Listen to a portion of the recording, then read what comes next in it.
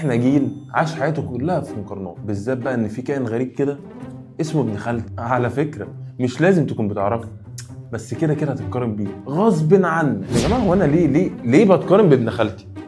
بجد ليه مش ابن عمتي مثلا؟ هل في اجتماع سري سنوي للامهات اللائحه بتاعته بتقول ما ينفعش تتقارن بحد غير ابن خالتك؟ الست المصريه بقى عندها موهبه فريده انها تحول اي اتنين مالهمش علاقه ببعض ان هم يبقوا في ماراثون دولي. يعني مثلا ابن خالتك خطب وانت لا، ابن خالتك خلص جامعه. ايه ده ماما؟ ثانيه، انا خلصت جامعه انا كمان. لا بس هو خلص اسرع، خدها في شهرين يعني، ولا في سمر كورس ولا ايه بالظبط؟ مش فاهم انا. اهلا ناري منك، اهلا ناري منك، اهلا ناري منك ومن جحسيتك.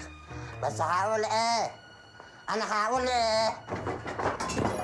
ومش بس كده، احنا ممكن نبقى مختلفين عن بعض تماما.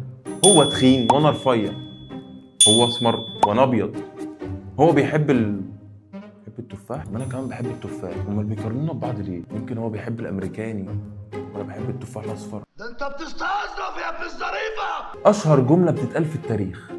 شوف ابن خالتك عمل ايه. طب يا ستي ما تشوفي خالتي ذات نفسها، انت شاغله بالك بابن خالتي ليه؟ المشكله ان في المقارنات العاليه دي هتطلع انت دايما اقل، حتى لو كنت رجل اعمال. لو انا جبت 99 و8 من 10 فابن خالتي دي طول جبت 99 9 من 10. ولو اتجوزت فهو خلف، ولو خلفت فالحق ده ابنه دخل المدرسه. ما هو اصل احنا مش في مسابقه على مين اللي يطلع الاول على الجمهوريه، ده ابن خالتي عادي يعني مش عدو. فاللي محدش بيقوله بقى ان الامهات مش بتقارننا ببعض عشان تضايق ولا حتى عشان يشوهوا نفسيتنا، هم بيقارنونا عشان فاكرين ان دي الطريقه التحفيزيه. بس تحفيز ايه يا ماما؟ ده توتر عام، نوع جديد من القلق. وفي نهايه اليوم خليك فاكر انك انت مش ابن خالتك ولا انت بنت عمتك ولا انت ابني.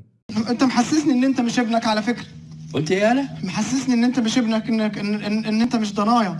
انا مش يعني مين ابن مين؟ انت ترضى باباك يعمل فيك كده؟ والله لو بعمل اللي انت بتعمله يعمل يا سيدي، اهلا وسهلا. فلو مامتك قالت لك شوف ابن خالتك عمل ايه، قول لها شفته وفرحان له ومبسوط له وربنا يبارك له في حياته.